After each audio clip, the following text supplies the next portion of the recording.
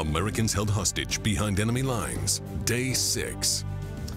And welcome to Hannity this Friday night. Americans held hostage behind enemy lines. This is Day 6, and there is, sadly, we can report no end in sight tonight. A month ago in July, Secretary of State Antony Blinken, he was warned directly 5 weeks ago by 23 top diplomats inside of Afghanistan that the fall of Kabul was, in fact, imminent. The Biden administration ignored that dire warning, and here we are in this situation at this hour, where thousands of Americans, tens of thousands of our Afghan allies are in extreme danger. Their lives are at risk. Many of these allies will be murdered if they are left behind. And the worst part of all is every bit of this was preventable. But the President of the United States, he has been completely checked out, missing in action. He ignored every clear warning that this was all going to occur. In a press conference earlier today, Joe Biden once again showed his true colors, repeatedly told outright lies to you, the American people. Man without character, career politician, clearly no moral compass, withering, decrepit shell of a human being who puts his own priorities, obviously, above those fellow Americans abroad. And until midday today, Joe's plans were to go back on vacation in Delaware until he was pretty much shamed into staying at the White House for the weekend.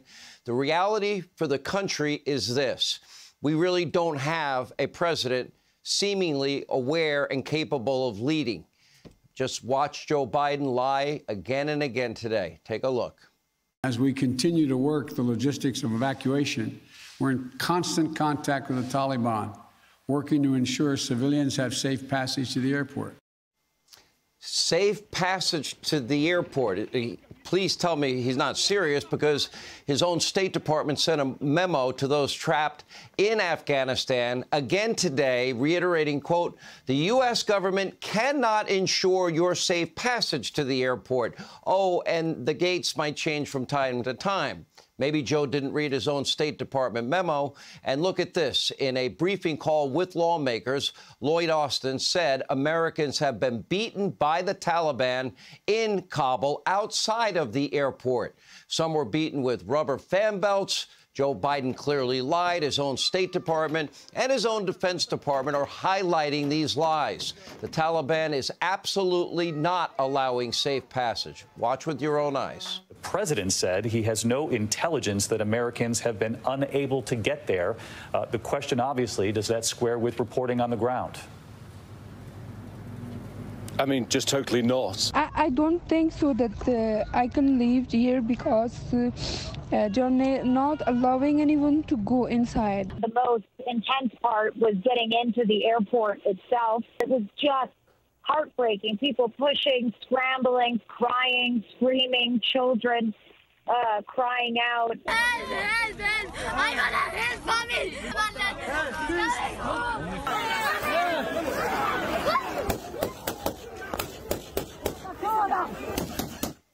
If you can't get in, you're obviously then a hostage behind enemy lines. Look at this headline, quote, CNN, ABC, NBC, Fox News correspondents fact-check Biden on Afghanistan evacuations. The reality and the rhetoric are miles apart. Our very own Jennifer Griffin said, quote, I'm having a hard time digesting what we heard because I couldn't fact-check it in fast enough in real time. What's the point of controlling the airport, Joe, if you can't control the perimeter? The people controlling the perimeter right now, that would be the Taliban.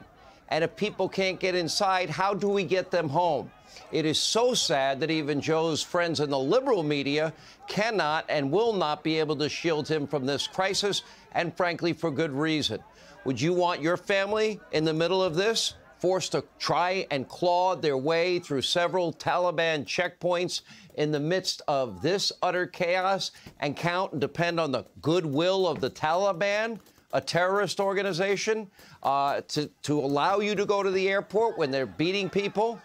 Today's State Department memo says we can't secure your safe passage to the airport, and we can't guarantee what entry points will still be open. It is a nightmare. But the horrors don't end there. The lucky ones that have gotten past the Taliban beatings and the checkpoints and actually made it to the airport, they are then forced to wait for hours on end, trapped between the walls of the airport and the Taliban fighters that are surrounding the perimeter of the airport behind them. Others are forced to move from gate to gate to gate until they can find one that is actually open. The gates open and close at a moment's notice, and in between each gate is another Taliban checkpoint. According to reports, the Taliban are using these checkpoints. They are searching for anyone and everyone on their hit lists. And to make matters even worse tonight, for over 8 hours today, not a single flight took off from that airport, Karzai International Airport. Not one. The primary reason for the holdup, only a handful of countries are now actually accepting our flights, including Qatar, which they are now saying are at full capacity. They do not have the capacity to take any more incoming flights. And meanwhile, the ever so compassionate Joe Biden is blocking Afghan refugees and their families from flying to the United States. I thought that was a promise to them that if it ever got this bad, we would get them out. They don't have to stay here forever, but we promised them to get them out because they will die. And get this, according to Joe Biden, all of our allies, every one of them, they're applauding his heroic leadership. Okay, another lie. Take a look. I have seen no question of our credibility from our allies around the world. I've spoken with our NATO allies. We've spoken with NATO allies, the Secretary of State. Our national security advisor has been in contact with his counterparts throughout the world and our allies, as has the general, I keep calling him a general, but my Secretary of Defense. The fact of the matter is, I have not seen that. As a matter of fact, the exact opposite I've gotten. The exact opposite thing is we're acting with dispatch. We're acting, committing to what we said we would do. Here's a headline for you, Joe, from the Telegraph. Quote, British Parliament holds Joe Biden in contempt over Afghanistan. Here's another. NATO allies urge rethink on alliance after Biden's unilateral Afghanistan exit. And another. UK, French, German leaders blast Biden over Afghanistan. We thought America was back. Joe Biden abandoned our allies, our friends, our partners, and even our own fellow citizens in the middle of the night, frankly. But don't worry, according to Joe, little chaos was bound to happen. That was all factored into this, he said. And there's no reason for us to begin to be in the region because al-Qaeda, he thinks, magically has disappeared. Perhaps nobody told them that they were released from prisons just days ago. Take a look. Let's put this thing in perspective here. What interest do we have in Afghanistan at this point with al-Qaeda gone? We went to Afghanistan for the express purpose of getting rid of al-Qaeda in Afghanistan, as well as getting Osama bin Laden. And we did. And today, Joe's own Pentagon said the exact opposite, that al-Qaeda is very much alive and well in Afghanistan, working alongside their Taliban partners, and we don't even have an embassy presence or intel assets left to counter any threat. And now the Taliban, al-Qaeda has access to massive stockpiles, billions of dollars of sophisticated weaponry that we left behind because there was no contingency plan.